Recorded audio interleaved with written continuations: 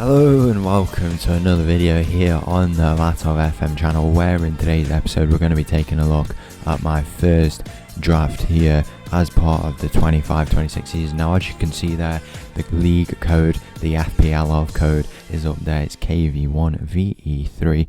Make sure to go and join that along with the Discord, which is right underneath it, where we will be discussing what goes on in this fantasy Premier League season. Now, this season, picking the first draft, it felt quite difficult.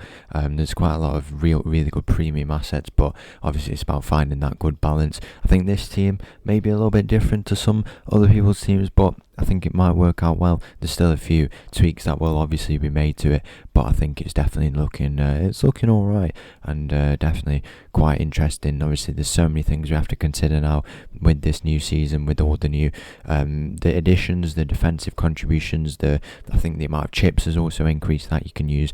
So all these things need to be considered, and by the end of the transfer window, when the Premier League season starts, I'm sure the team will have changed a little bit. So the first place really to start is in the goalkeepers, and with the substitutes. If we go and take a look what that's saying, we'll look at the goalkeeper, the starting goalkeeper. I've gone for Kelleher. Obviously he's going to move now to Brentford in his first few games, looking like some good fixtures in those, and I think Brentford are quite a solid team.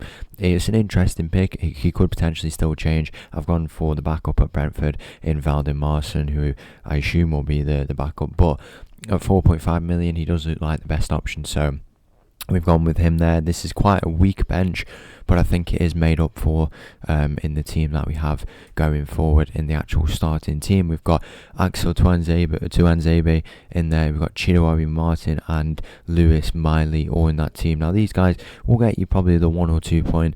Definitely good to have options like that off the bench, and obviously they give you the EO points because people might not own them in comparison to my team, which will have them. So it's an interesting first few picks there off the bench, but might need a bit more strengthening come the start of the season. Then if we're going to take a look at the defense, this is the starting set of players. I've gone for Aaron Wan-Bissaka in at right back. Now, 2 seasons ago, I had Aaron Wan-Bissaka, who was a bit of a differential pick at the time, and he went and got an assist and a clean sheet in that game. That got me so many points. I knew he was going to perform well, and it was the only time I'd ever been rooting for Manchester United, I think, and he did well. Now he's at West Ham.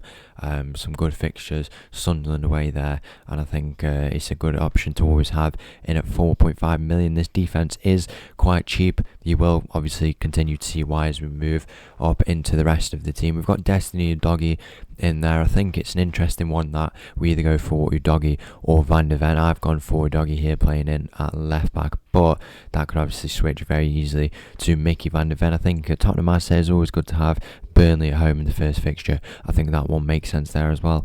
At 4.5 million, we've got Van Hecker in as well, playing for Brighton, not Brentford. I don't know why I was saying that there, but he's a very good asset. He was 4 million last year or the year before, and I think he has been quite a consistent asset, and I think he's one that's been overlooked a little bit. Brighton, keep saying Brentford, have typically good defence, and he is always in that team, so a good option to have in at 4.5 million. And then Ola Aina comes in, the Forest player. Obviously had a very good season last year. Is the most expensive defender really. There is no real premium defender, but I feel like the reason for that is there's no kind of real good defender who's underpriced this year. They've all gone and shot up, and I feel like there's some of them like Frimpong, Aït-Nouri, who have only just come in and have been really heavily priced, and we don't know how they're going to do.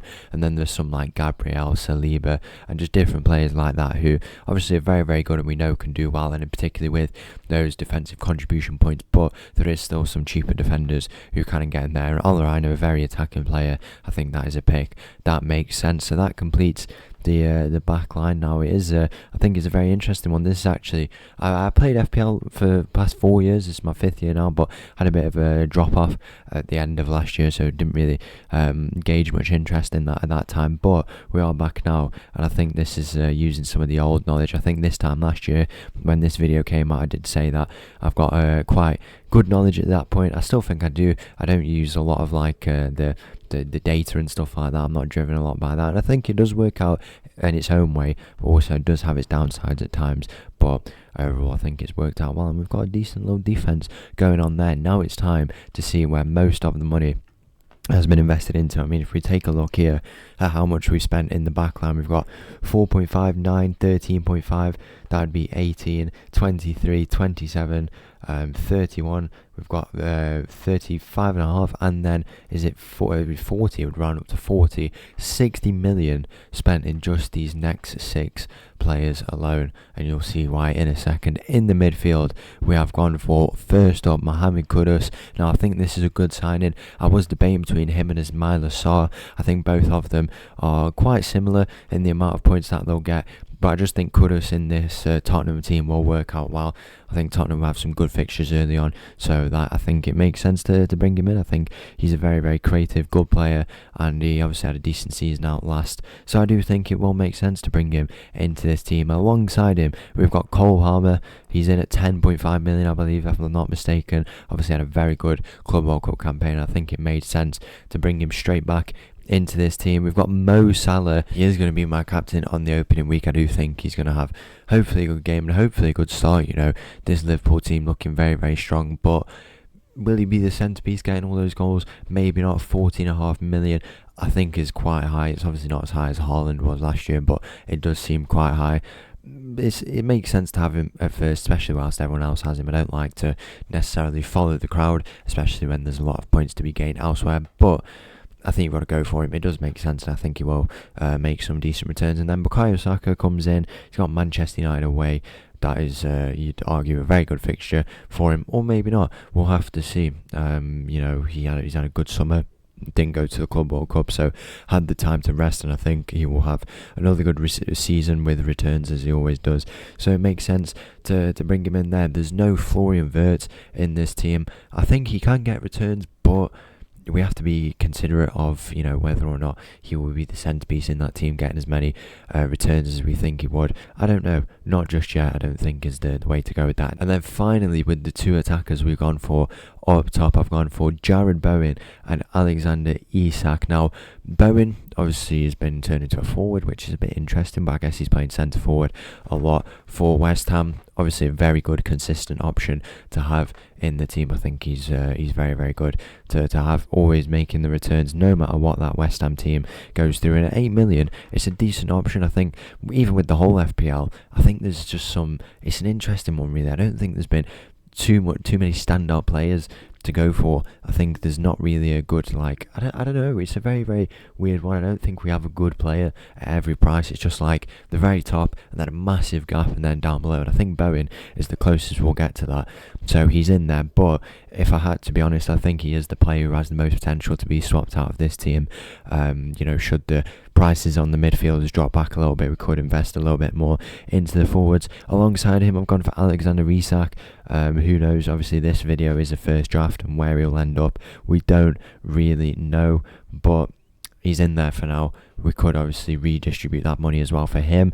Now, obviously the biggest thing to note is that there's no Haaland in this team. I'm a big advocate for Haaland. I think a lot of people decided to drop him at times last year and even before that. I was a big advocate for keeping him, and I still am, to be honest, but Man City do have a few tough fixtures first. We do need to see whether or not he will kind of get up to where he once was, especially in that team, and as well if Man City will be the same way that they were. Obviously had a bit of a rough summer in the Club World Cup and stuff like that. I do think they will get back up to that level, but at least for the first 5 game weeks it is reasonable to not have him in the team.